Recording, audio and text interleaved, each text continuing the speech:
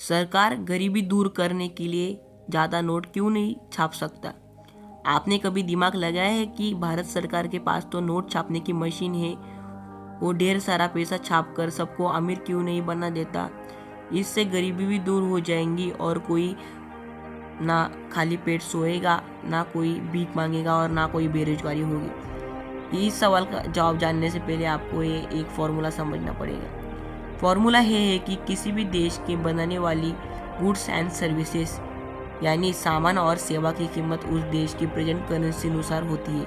यानी किसी भी देश में जो सामान की कीमत होती है वो उस देश की प्रेजेंट करेंसी अनुसार होती है। मान लीजिए सरकार ने बहुत सारे पैसे छाप दिए और सबके पास लाखों करोड़ रुपए आ गए, तो आप मार्केट में एक बिस्किट लेने गए तो उस बिस्किट की कीमत जो पहले 5 रुपये थी, वो दुकानदार उसकी वो 5 रुपये में क्यों बेचेगा?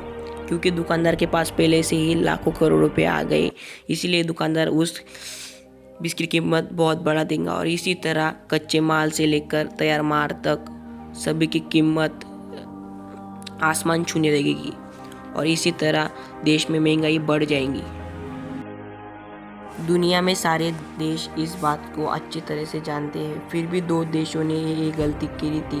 पहले था जर्मनी और सेकेंड था जिम्बाब्वे। पहले विश्व युद्ध के बाद जर्मनी ने बहुत देशों से कर्जा लिया था, पर युद्ध में हार मिलने के बाद जर्मनी ने सोचा कि हम बहुत सारे पैसे छाप देंगे और उससे हमारा कर्जा उतार देंगे।